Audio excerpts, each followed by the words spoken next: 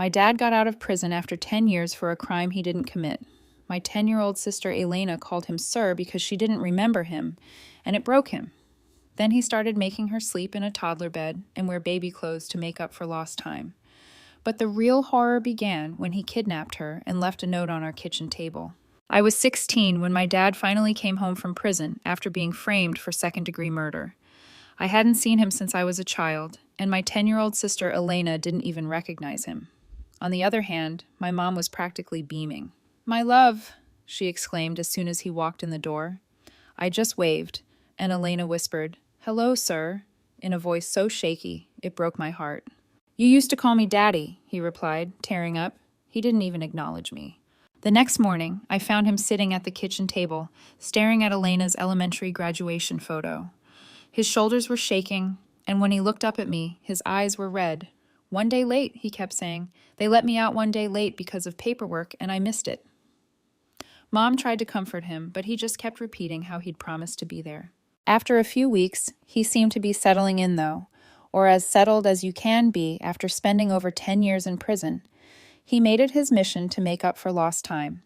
He volunteered for every single field trip and signed up to be room parent for Elena's 5th grade class.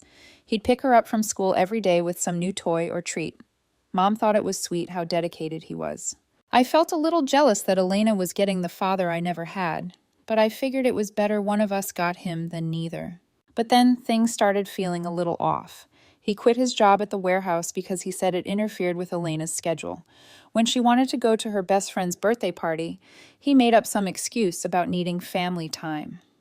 By October, he was sitting outside her classroom during tests. The teacher, Ms. O'Brien, pulled me aside one day and asked if everything was okay at home. Apparently, Dad had been showing up during Elena's lunch period and making her eat with him in the car. The other kids had started teasing her about it. Elena begged me not to make a big deal out of it, so I didn't. But things got worse after Thanksgiving. He threw out all of Elena's clothes and replaced them with little kids' stuff. Sparkly unicorn shirts and Velcro shoes, even though she'd been tying her own laces for years. When Elena complained, he said those other clothes were too grown up for his baby. He made her wear her hair in pigtails every day, just like in her old school photos. Well, there's no one I love more in this world than Elena. So when she fell asleep, I confronted him. "Frank," I said, my dad's name, "what are you doing?" "This is what fathers do. I need to make up for lost time," he interrupted. I wanted to keep pressing, but that's when tears started streaming down his face. "My own baby called me sir. I have 2 years before middle school ends. That's all I get. Please don't take that from me, too." His voice dripped like honey, but I should have known it was laced with venom. I just nodded and decided to trust him. Big mistake. I was packing Elena's lunch for school the next day when I heard weird lullaby music coming from her room. I went to check on her and my stomach dropped. Elena was cramped into a toddler bed, her legs hanging off the end. She was sucking on a sippy cup while he read, "Good night, Moon," in this creepy baby voice. My hands were shaking when I pulled him into the hallway. "What the hell are you doing to her?" He just smiled like nothing was wrong. "This is how she needs to sleep, like when she was little." But seeing my 10-year-old sister forced into a bed meant for a 3-year-old made me want to throw up. I knew if it was me against him, I'd lose. So I recruited backup. A few days later, we had a family intervention. My Uncle Carlos organized it at my grandmother's house. The whole family showed up. I didn't expect them to press him as hard as they did, but to be honest, I was glad.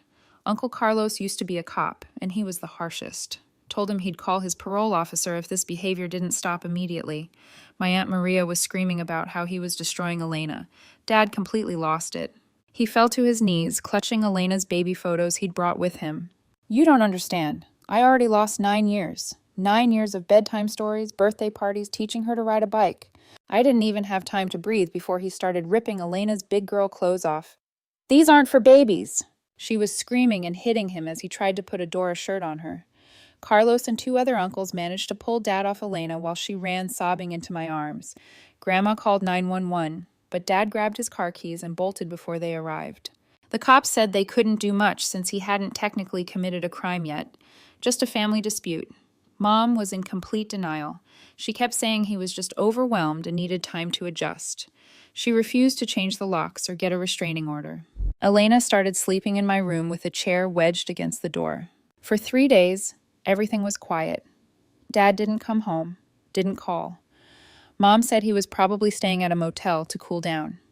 I wanted to believe her, but something felt wrong, really wrong. Then Thursday came.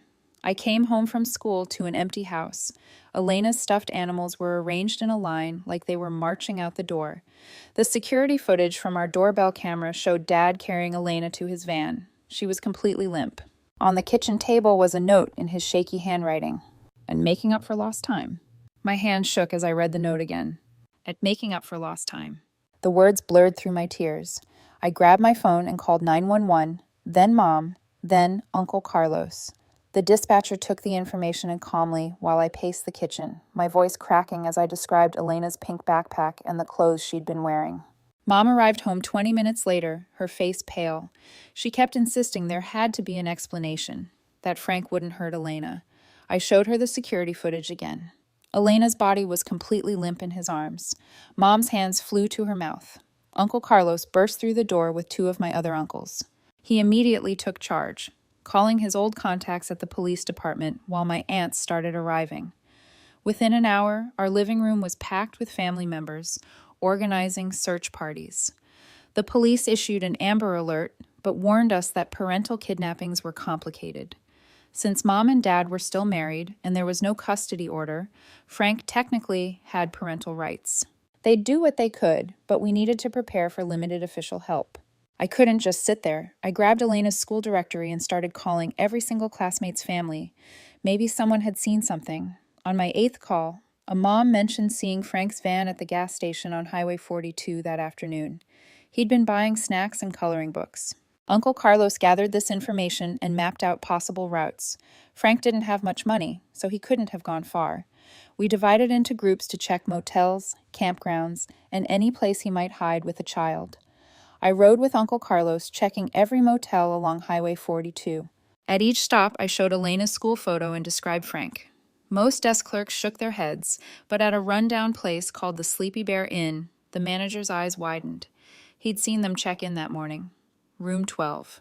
My heart pounded as Uncle Carlos called for backup from the family. We couldn't wait for police. Within 15 minutes, 6 cars pulled into the motel parking lot. Uncle Carlos knocked on the door of room 12. No answer. The manager unlocked it for us.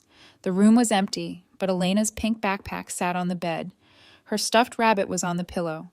Fresh coloring pages covered the small table, all featuring baby themes. Diapers and baby food jars lined the dresser. My stomach churned. A receipt on the nightstand showed a purchase from a nearby Walmart just 2 hours ago. We raced there, spreading out through the store. I found them in the toy aisle. Elena was sitting in a shopping cart meant for toddlers, her legs cramped and uncomfortable. Frank was showing her baby toys, speaking in that same creepy voice. Elena saw me first. Her eyes went wide with relief and fear. I motioned for her to stay calm while texting Uncle Carlos our location. But Frank must have sensed something because he suddenly turned around. His face went from surprise to rage to something desperate and wild. He grabbed the cart handle tighter. I stepped forward slowly, keeping my voice steady. I told him we just wanted Elena safe, that we could work this out. Frank's eyes darted around like a trapped animal. He started pushing the cart toward the back exit. I followed, trying to keep him talking. Other shoppers stared as we moved through the store. This strange procession of a grown man pushing a too-big child in a baby cart, while a teenage girl followed, pleading. Uncle Carlos appeared at the end of the aisle with my other uncles. Frank was surrounded.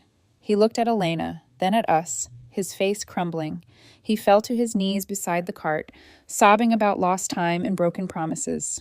Elena climbed out of the cart and ran to me. I held her tight while Uncle Carlos and the others kept Frank contained until security arrived.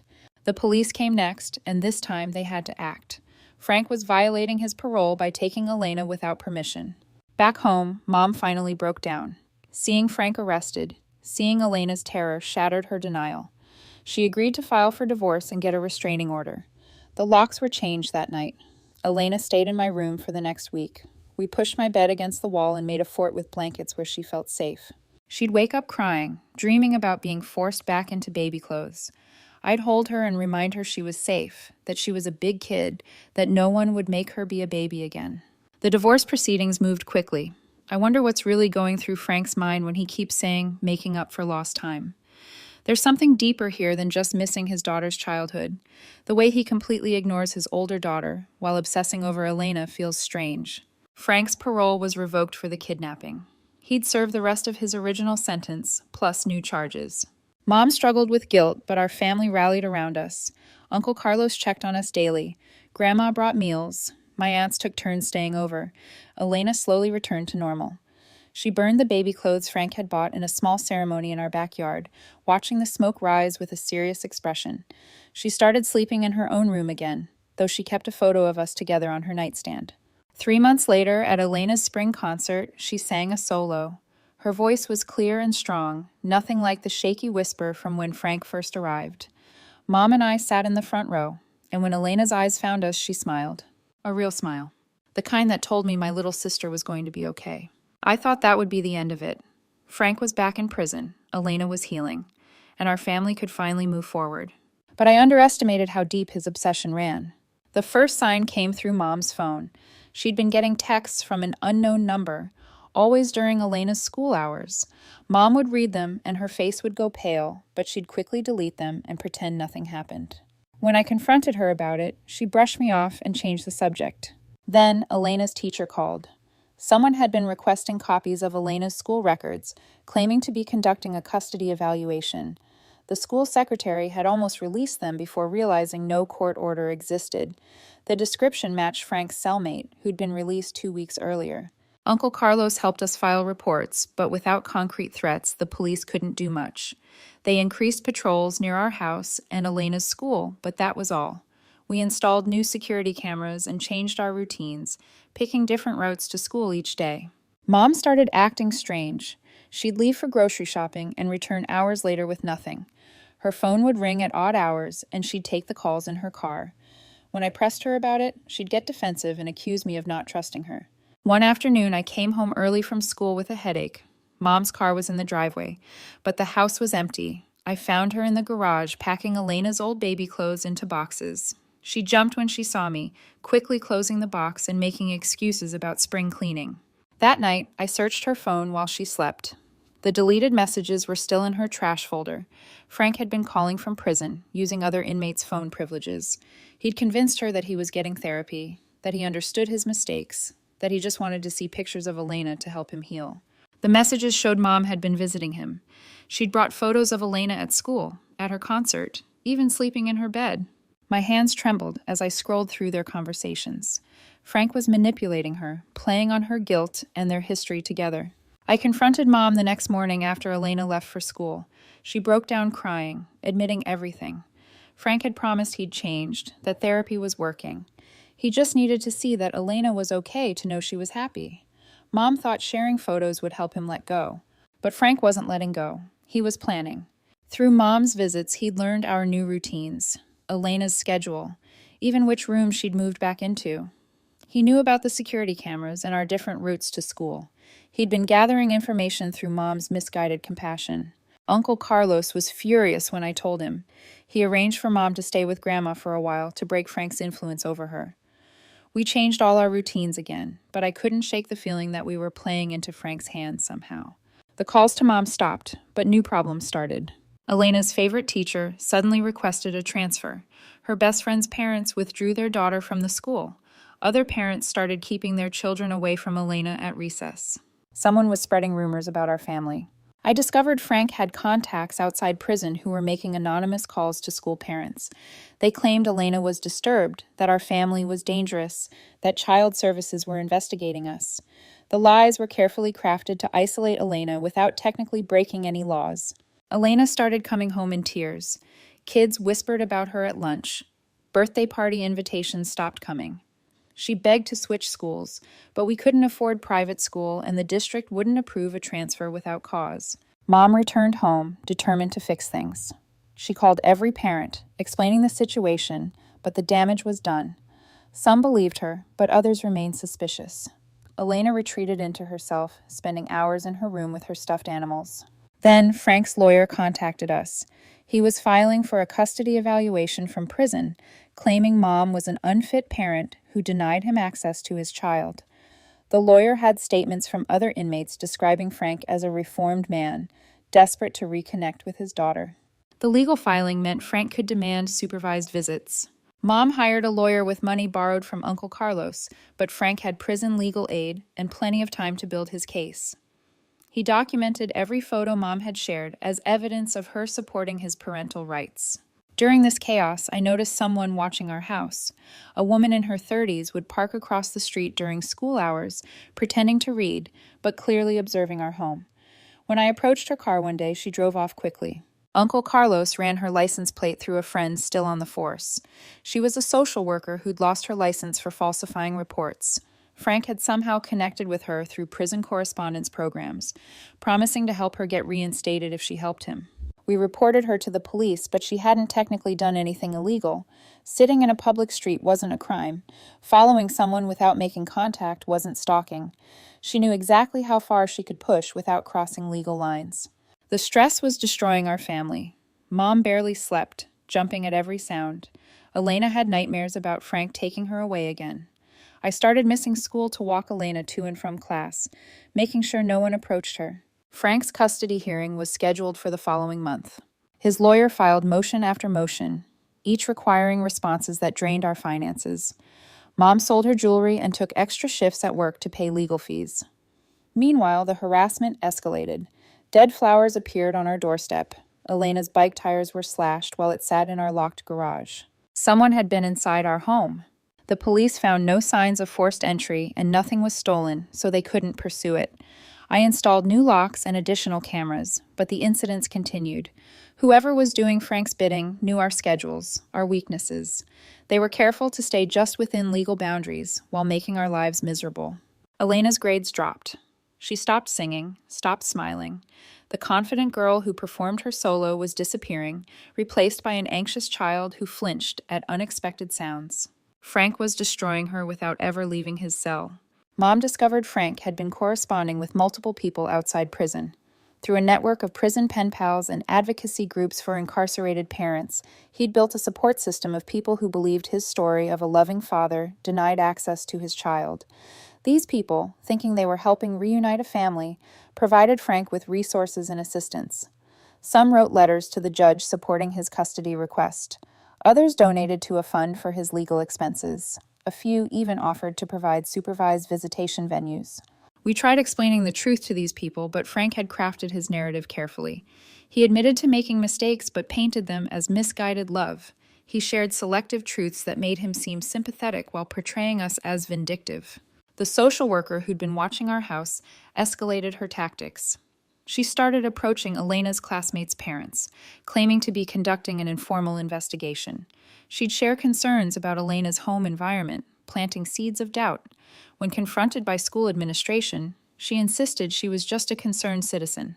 Without her license, she couldn't claim any official capacity, which paradoxically made it harder to stop her. She wasn't impersonating a social worker, she was just asking questions. Elena begged to be homeschooled, but Mom couldn't afford to stop working. I offered to drop out and teach her myself, but Mom refused to let me sacrifice my education. We were trapped between bad options. Frank's lawyer filed an emergency motion claiming Elena was being psychologically abused by being denied contact with her father. They cited her declining grades and social isolation as evidence, twisting the very problems Frank had caused into weapons against us. The judge ordered a psychological evaluation for Elena. The court-appointed psychologist was professional but overworked. In their brief session, Elena was too scared to fully explain her fear of Frank. The report noted she seemed anxious about her father, but didn't find evidence of abuse. This played into Frank's hands. His lawyer argued that Elena's anxiety was due to parental alienation, that we'd poisoned her against her loving father. They requested immediate supervised visitation to begin repairing the relationship. Mom's lawyer fought back, presenting evidence of Frank's obsessive behavior and manipulation. But Frank had been a model prisoner, attending every therapy session and parenting class available.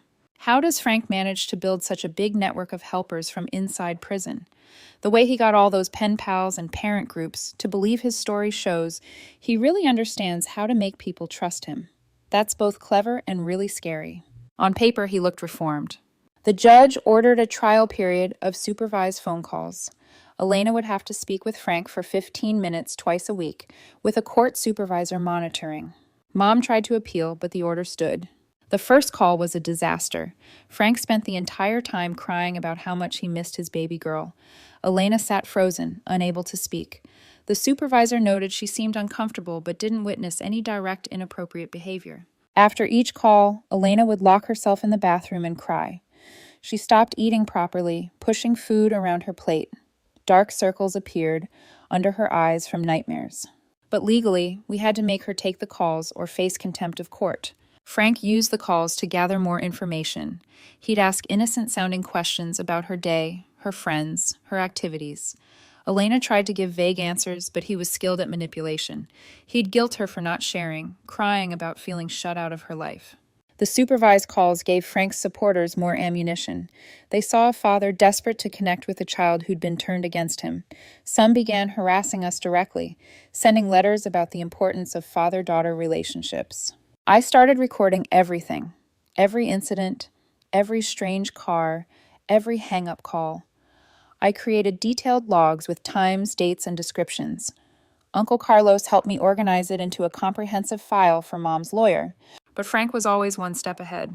He'd studied law in prison, learning exactly what would and wouldn't violate his restrictions.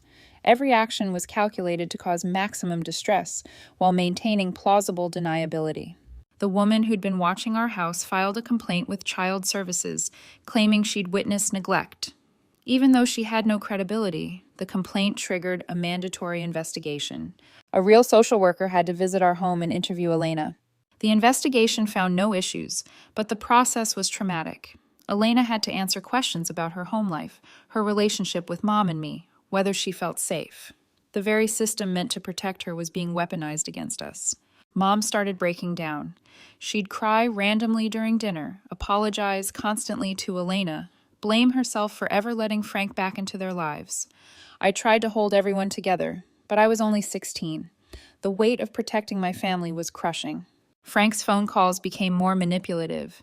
He'd tell Elena about other daughters who loved their fathers, about how empty his life was without her. He described the future they could have together once he proved he was better. The supervisor noted Elena's distress, but said Frank wasn't technically violating any rules. He wasn't making threats or inappropriate comments. He was just a sad father sharing his feelings. The emotional manipulation was too subtle for official intervention. We tried switching supervisors, hoping someone else would recognize the manipulation, but the court system was overwhelmed, and supervisors were rotated randomly. Each new person saw only a fragment of the pattern. Elena started having panic attacks before the calls. She'd hyperventilate and shake, begging not to talk to him, but missing calls would violate the court order. Mom had to physically hold her sometimes while I dialed the number. Frank filed another motion, claiming the calls were going well and requesting video calls. His lawyer argued that seeing Elena would help him better connect with her. They presented certificates from every prison program he'd completed as evidence of his rehabilitation. Our lawyer countered with Elena's medical records showing anxiety and weight loss since the calls began. But Frank's team argued this was due to our negative influence, not the calls themselves. They painted us as sabotaging his efforts to reconnect. The judge compromised, ordering one video call per month in addition to the voice calls. Elena would have to see Frank's face, let him see how much she'd grown. The thought made her physically sick. I researched every legal option. Could we move out of state? Not without court permission, which Frank could block. Could we get a restraining order? Not without proof of direct threats or violence. The system that should have protected Elena was failing her. The first video call was scheduled at the courthouse with better supervision. Elena wore the most childish outfit she could find, hoping to bore Frank by appearing unchanged. But seeing her on screen made him cry with joy. He spent the call reminiscing about her baby years, telling stories about feeding her bottles and rocking her to sleep. Elena sat rigid, occasionally nodding when the supervisor prompted her to respond. Frank seemed oblivious to her discomfort, lost in his fantasies. After the call, Elena threw up in the courthouse bathroom. She hadn't eaten that morning, so it was mostly bile. I held her hair back while she sobbed, promising I'd find a way to make it stop. But Frank's behavior during the supervised calls was technically perfect. He followed every rule, never said anything inappropriate, just shared his feelings and memories. The supervisors saw a loving father, not the predator we knew him to be. His supporters increased their pressure. They organized letter-writing campaigns to the judge, started a social media page about fathers' rights, shared Frank's story as an example of parental alienation. Our names weren't public, but Elena lived in fear of being identified. Mom hired a private investigator to look into Frank's prison activities. We needed proof of his manipulation, evidence of the network he'd built. But Frank had been careful, using intermediaries and keeping his direct communications clean. The investigator found connections between Frank and the disgraced social worker, traced money from his supporters to her accounts. But proving Frank had directed her actions was nearly impossible. Prison communications were monitored, and he'd been too smart to leave evidence. Elena's best friend's family moved away suddenly. Her parents admitted they couldn't handle the drama surrounding our family. Elena lost one of her last connections to normal childhood, another casualty of Frank's campaign. I started staying up at night researching custody law and parental rights. There had to be something we'd missed, some legal avenue to protect Elena, but every path led to the same conclusion. Without proof of direct harm, Frank retained parental rights. Mom considered drastic measures. She researched countries without extradition treaties, calculated how much money we'd need to disappear, but running would make us criminals, and Elena deserved better than a life in hiding. The calls continued, each one chipping away at Elena's spirit. Frank would cry about missing her birthday, describe presents he wanted to buy her, promise wonderful times when he got out. He painted himself as the victim, Elena as his salvation. I noticed patterns in Frank's supporters' activities. They seemed to know when we'd be home, when Elena had school events, when Mom worked late. Someone was feeding them information, but we couldn't figure out who. Then I discovered Mom's phone had been cloned.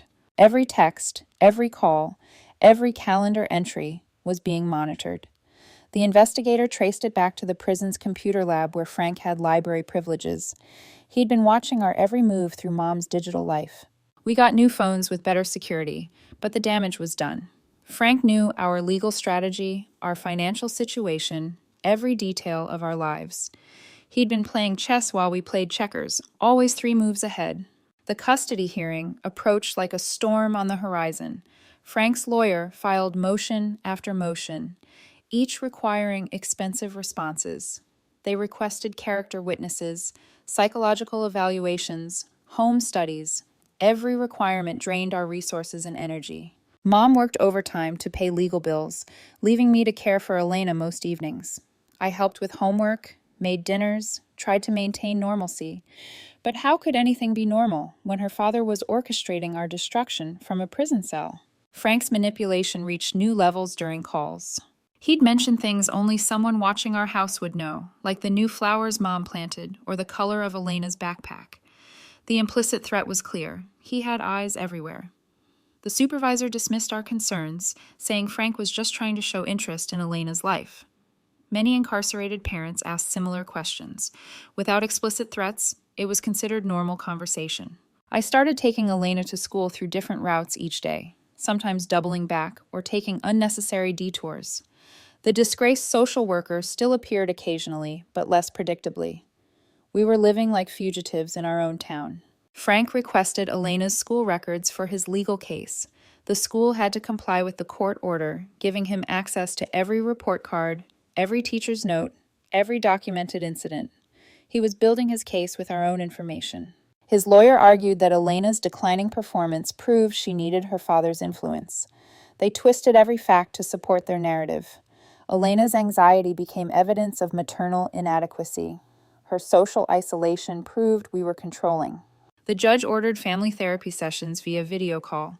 A therapist would mediate conversations between Frank and Elena, supposedly to repair their relationship. Elena begged not to go, but refusal would violate the court order. The first therapy session was excruciating. Frank dominated the conversation, talking about his feelings and desires while Elena sat silent. The therapist, following standard reconciliation protocols, encouraged Elena to share her emotions with her father. Frank's crying about missing his baby girl while she sat frozen felt like watching someone play emotional violin with broken strings. The supervisor noted discomfort, but no inappropriate behavior. That's like saying the Titanic had a small ice problem. When Elena finally spoke, she chose her words carefully. She missed the father she'd imagined before he came home, the one who'd respect her age and interests. Frank twisted this into missing him, crying about how he wanted to be that father. After 3 sessions, the therapist recommended continued contact with gradual increase. They saw Frank's emotional responses as genuine desire to connect, not manipulation. Elena's carefully worded objections were interpreted as fear that could be overcome. Our lawyer presented evidence of Frank's prison communications, his network of supporters, the harassment we'd endured, but without direct proof linking Frank to specific incidents, the judge considered them unfortunate coincidences. Frank's parole hearing was scheduled for 6 months away. With good behavior and completed programs, he had a strong chance of early release. The thought of him free, with court-ordered access to Elena, kept me awake at night. Mom finally broke her silence about Frank's past. She revealed incidents from before his imprisonment that she'd never reported. Times when his affection for baby Elena had seemed excessive. When she'd found him in Elena's nursery at odd hours, just watching her sleep. Times he'd insisted on bathing her when she was far too old to need help.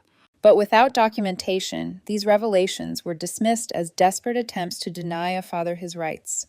Frank's lawyer argued Mom was manufacturing memories to support her case. The judge warned her about making unsubstantiated allegations. Elena's 12th birthday approached.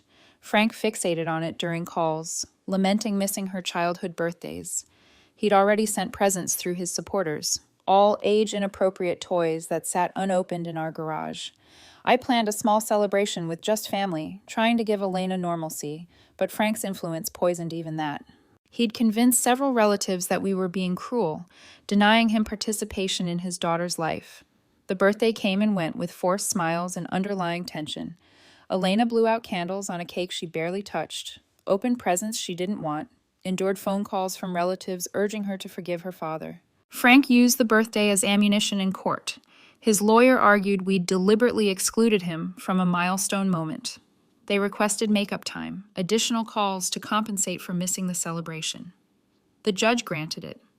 Elena would have to endure extra contact as punishment for our attempt to give her a peaceful birthday. Every effort to protect her was turned against us in the twisted logic of the legal system. Mom's health started deteriorating. The stress manifested physically as headaches, insomnia, and stomach problems. She missed work for doctor's appointments, adding financial strain to our mounting pressures.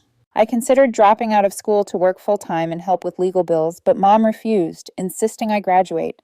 She'd sacrificed too much for me to throw away my future. We argued about it constantly, adding to the family tension.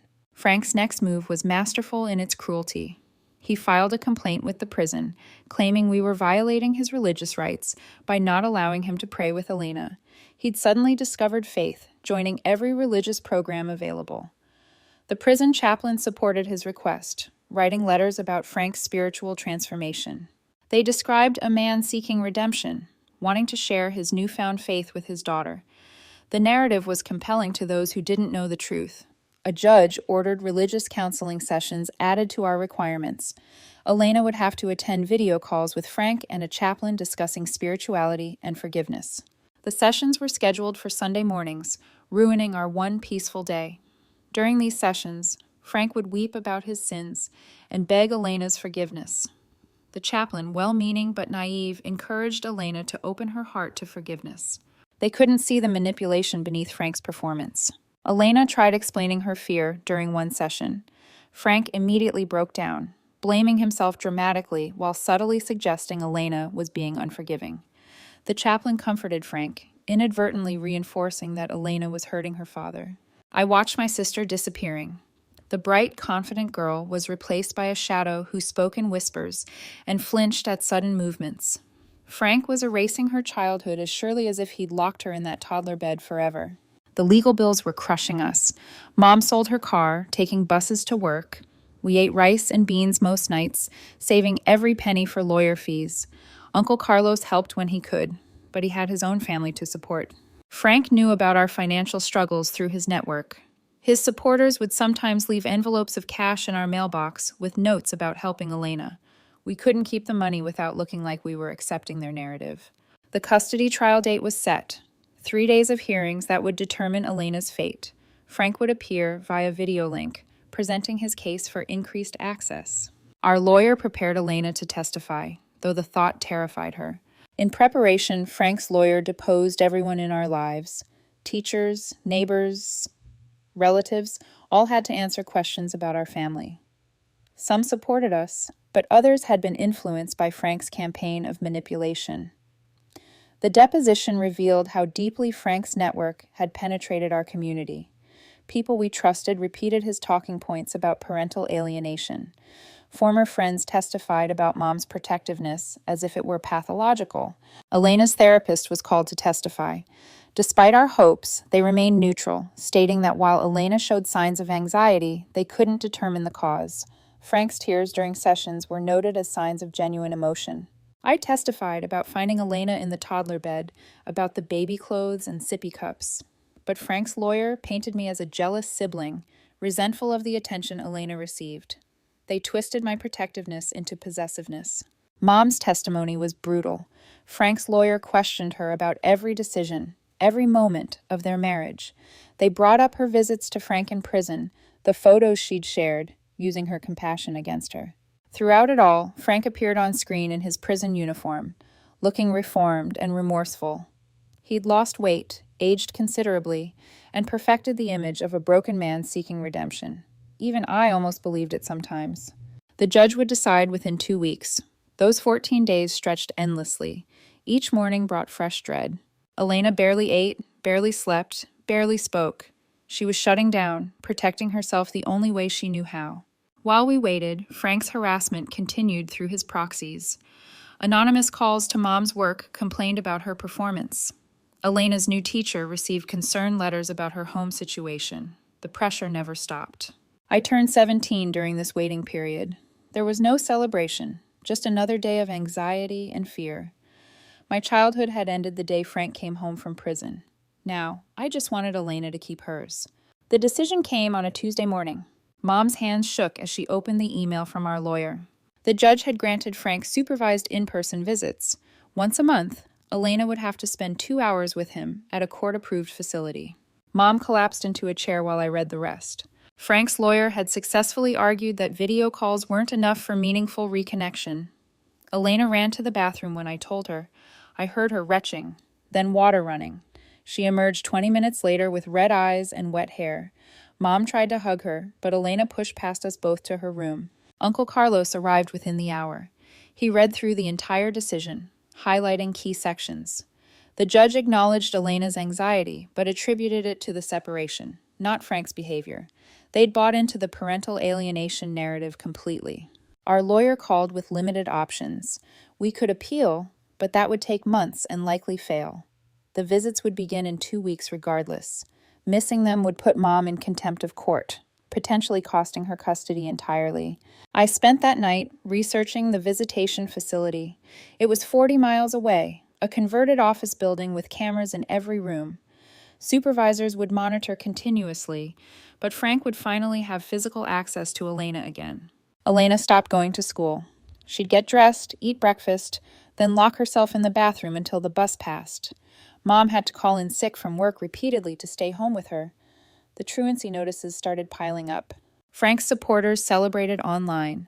They posted about justice being served, about a father's love conquering alienation. Someone leaked that the visits involved our family, though they didn't have our names yet. Elena lived in terror of being identified. Mom tried everything to prepare Elena.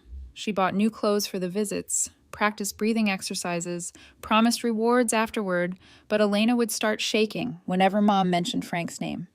The court order might as well have been a death sentence. I skipped school to attend a meeting with Elena's principal. The truancy was becoming serious. If it continued, the state would investigate, potentially removing Elena from our home. Frank's plan was working perfectly, using the system against us. The principal suggested independent study as a temporary solution. Elena could complete coursework at home while we resolved family issues. It wasn't ideal, but it bought us time. I picked up her assignments twice a week. 3 days before the first visit, Frank's lawyer filed another motion. They wanted the supervisor positioned outside the room, allowing Frank private time with Elena. The timing of the motion was no coincidence, designed to corner us emotionally and legally just before the visit. They argued the constant monitoring prevented genuine bonding. Our lawyer fought it immediately. The emergency hearing was scheduled for the morning of the visit. We'd have to drive to court, argue the motion, then potentially drive Elena straight to see Frank. The cruelty of the timing wasn't accidental. That night, Elena asked me to cut her hair. She wanted it short, nothing like the little girl Frank remembered. I used Mom's sewing scissors in the bathroom, trying to make it even. Hair fell around us like snow, while Elena stared at her reflection.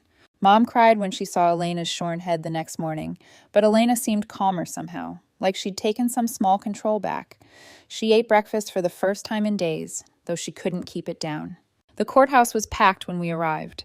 Frank's supporters filled one side, holding signs about father's rights. Some recognized us from previous hearings, pointing and whispering. Uncle Carlos formed a protective barrier with other family members. Inside the courtroom, Frank appeared on video from prison. He'd grown a beard, making him look older, softer. He gasped when he saw Elena's hair, then started crying about his baby girl changing without him. The judge listened to both arguments. Frank's lawyer painted the supervisor as an intrusion on sacred father-daughter bonding. Our lawyer emphasized Elena's documented anxiety and Frank's history. The tension in the room was suffocating. After an hour of deliberation, the judge compromised. The supervisor would remain in the room, but positioned at a distance, able to see, but not hear quiet conversation. It was the worst possible outcome, giving Frank exactly what he wanted. We had 2 hours before the visit. Elena threw up twice in the courthouse bathroom while Mom rubbed her back. I wanted to run, take Elena and disappear, but Uncle Carlos reminded me that would only give Frank ammunition. The drive to the visitation facility felt like a funeral procession. Elena sat between Mom and me in Uncle Carlos's car, gripping both our hands. Her palms were sweaty, but ice cold. Nobody spoke the entire 40 miles. The facility looked like a cross between a daycare and a jail. Bright murals covered reinforced walls. Security cameras blinked in every corner. The receptionist checked us in with professional detachment, explaining the rules we already knew by heart. Frank was already there, waiting in room 3. Through the observation window, I saw him arranging coloring books and toys on a small table. He wore civilian clothes the prison had approved, trying to look like a normal father. Elena froze when she saw him. Mom had to practically carry her to the door. The supervisor, a tired-looking woman with a clipboard, reminded us about the 2-hour duration. No early departure without documented emergency. I wasn't allowed in the room. Neither was Mom. We had to wait in the lobby, where a camera showed a wide-angle view of the visit. The supervisor took Elena's hand and led her inside. The door closed with a decisive click. On the monitor, I watched Frank's face light up when Elena entered. He moved toward her, but the supervisor gestured for him to stay seated. Elena chose a chair as far from Frank as possible, pulling her knees to her chest. Frank started talking immediately, gesturing at the toys and books. Elena didn't move. He picked up a doll, making it dance across the table. Elena turned her face away. The supervisor made notes on her clipboard. After 20 minutes, Frank was crying. He kept reaching toward Elena, stopping just short of touching her. The supervisor had to remind him about physical contact rules twice. Elena hadn't said a single word or moved from her defensive position. Mom paced the lobby while I watched the monitor. Other families came and went, some looking happy, others as miserable as us. A woman recognized Mom from Frank's support group online, shooting us dirty looks. An hour in, Frank convinced Elena to color with him. She chose a page with flowers, filling them in with mechanical precision. Frank colored a butterfly, chatting constantly, though Elena never responded. The normalcy of it made my skin crawl. Then Frank made his move. While showing Elena his butterfly drawing, he leaned in close and whispered something the supervisor couldn't hear. Elena went rigid. She dropped her crayon and started scratching at her arms, leaving red marks. The supervisor intervened, moving Frank back to his side of the table, but the damage was done. Elena was hyperventilating, rocking in her chair. The supervisor tried to calm her while Frank played innocent, claiming he'd only complimented her coloring. The remaining time crawled by. Elena shut down completely, staring at the wall while Frank alternated between crying and trying to engage her. The supervisor looked increasingly uncomfortable but couldn't end the visit early without cause. Finally, the 2 hours ended. The supervisor brought Elena out, and she collapsed into Mom's arms. Frank pressed against the observation window, calling out, though we couldn't hear him. His face twisted with rage when I led Elena away. In the car, Elena finally spoke. Frank had whispered that she'd always be his baby, that he'd make sure of it when he got out. The supervisor hadn't heard, and it wasn't technically a threat, just a promise that made Elena scratch her skin raw. Back home, Mom documented Elena's scratches and emotional state. Our lawyer said it might help modify future visits, but probably wouldn't cancel them. Frank had been too careful, too clever. The whisper would be his word against Elena's. That night, I found Elena in the bathroom with Mom's sewing scissors. She wasn't trying to hurt herself, just cutting her remaining hair even shorter. She wanted to look nothing like the baby Frank remembered. I helped her finish, understanding the desperate need for control. The next morning brought new harassment. Someone had posted photos of us entering the visitation facility on Frank's support page. Our faces were blurred, but people who knew us would recognize us. The comments called Mom a monster for keeping Frank from his daughter. Elena refused to eat for 3 days. Mom had to negotiate every sip of water, every bite of toast. The doctor prescribed anxiety medication, but Elena wouldn't take pills that might make her less alert. She needed to be ready for whatever came next. Frank's lawyer filed a report about the successful visit. They claimed Elena had colored with Frank, proof that their bond was repairing. The scratches were dismissed as nervous habits. They requested increased frequency, maybe twice monthly. I started sleeping on Elena's floor. She'd wake up screaming about Frank taking her away, about being forced back into baby clothes. I'd hold her until she stopped shaking, promising I'd never let him touch her again.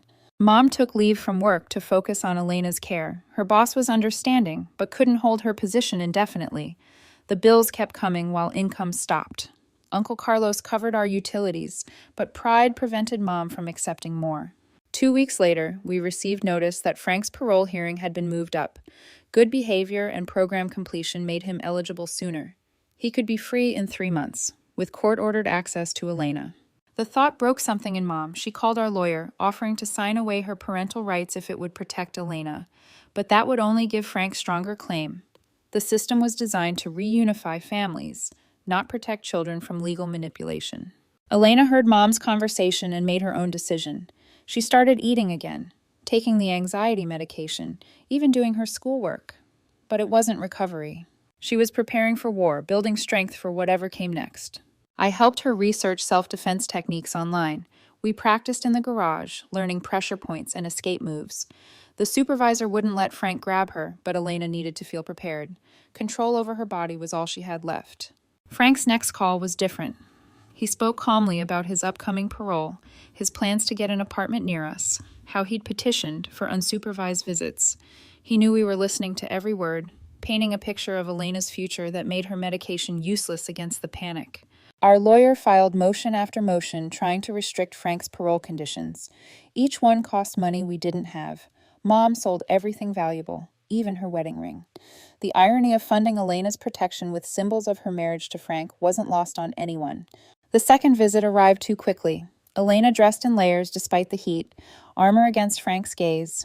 She'd hidden safety pins in her pockets. Small, sharp comforts. The drive felt shorter this time. Dread makes time compress. Frank had prepared better, too. He'd styled his hair like he used to wear it, even found cologne similar to his old brand. He wanted to trigger Elena's earliest memories, the baby who'd loved her daddy before understanding what he was. This time, Elena didn't freeze. She walked to the chair herself, sat down, and stared directly at Frank. When he offered toys, she pushed them aside. When he tried to color, she took the crayons and broke them one by one.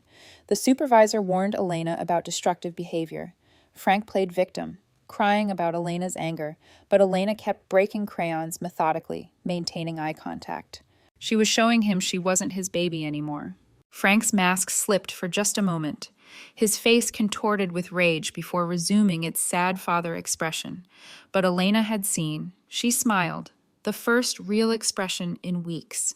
She'd found his weakness, his need for her to play along. The rest of the visit became a silent battle. Frank tried every manipulation, every trigger.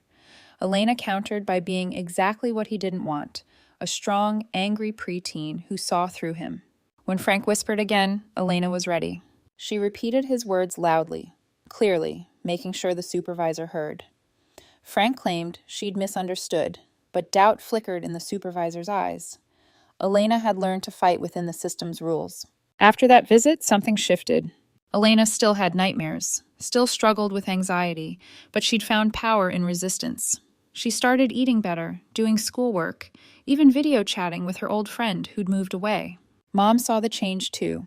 She stopped crying constantly, started fighting smarter. We couldn't afford our lawyer anymore, but Mom learned to file motions herself. Uncle Carlos helped with legal research. We became our own advocates. Frank's parole hearing was set for next month. His supporters planned to pack the hearing room, but we had supporters too, family and friends who'd seen the truth. The battle lines were drawn for one final confrontation. Elena made a decision that shocked everyone. She wanted to speak at Frank's parole hearing, not in support, but to tell the board exactly what he'd done. Mom tried to protect her from that burden, but Elena insisted it was her story to tell. We spent weeks preparing her statement. Elena wrote and rewrote, finding words for experiences that shouldn't need words. She practiced in front of the mirror, building courage with each repetition. The little girl was gone, replaced by a survivor. The parole hearing arrived on a cold Thursday. Elena wore the outfit she'd chosen carefully, jeans and a t-shirt that said, "Not your baby." Mom had tried to suggest something more formal, but Elena needed armor that felt like her. The hearing room was packed as expected. Frank's supporters filled half the space, holding photos of him with baby Elena. Our side had Uncle Carlos, family members, Elena's teacher, even some parents who'd learned the truth. The battle lines were clear.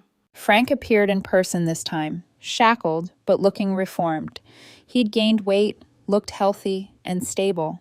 His lawyer presented certificates, testimonials, evidence of transformation. On paper, he was the perfect candidate for early release. Then Elena's turn came. She walked to the podium with steady steps. Her voice started soft but grew stronger with each word. She described the toddler bed, the baby clothes, the whispered threats.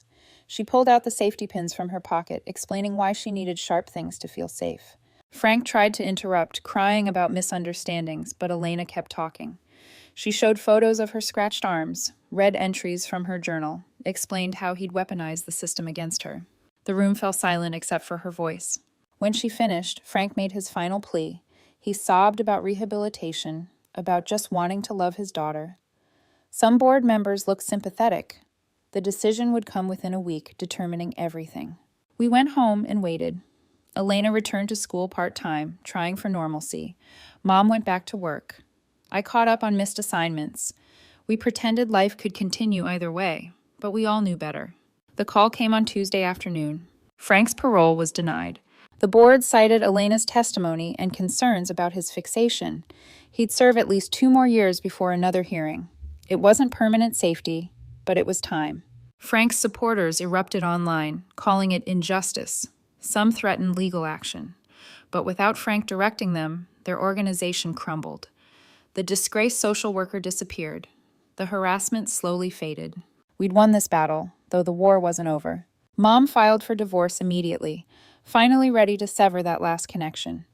Frank fought it from prison, but without resources or support, he couldn't delay long. The papers were finalized within months. Mom took back her maiden name. Elena started actual therapy with someone who understood trauma, not court-ordered sessions designed for reunification, but real help. She learned coping strategies, ways to reclaim her sense of self. The progress was slow, but real. I graduated high school with Elena in the audience, cheering louder than anyone. College was starting soon, but I'd chosen a school nearby. Elena needed me, and I needed to see her continue healing. Family meant everything after what we'd survived. A year later, Elena performed in her school talent show. She sang the same song from her spring concert years ago, but with new strength. Her voice filled the auditorium, clear and confident. Mom and I cried, but they were different tears now. Frank sent letters sometimes, forwarded through lawyers. We never opened them. Elena decided she'd read them when she turned 18, if she wanted to. For now, they sat in a box in the closet, powerless to hurt her. The night after Elena's performance, we had a small celebration at home. Just family, the way she wanted it. As I watched her laugh with our cousins, I saw glimpses of who she might have been without Frank's shadow. But I also saw who she'd become. Stronger than any of us. A survivor who refused to be anyone's baby. Mom pulled me aside during cake, thanking me for protecting Elena when she couldn't. But the truth was, Elena had saved herself. We just gave her space to find that strength.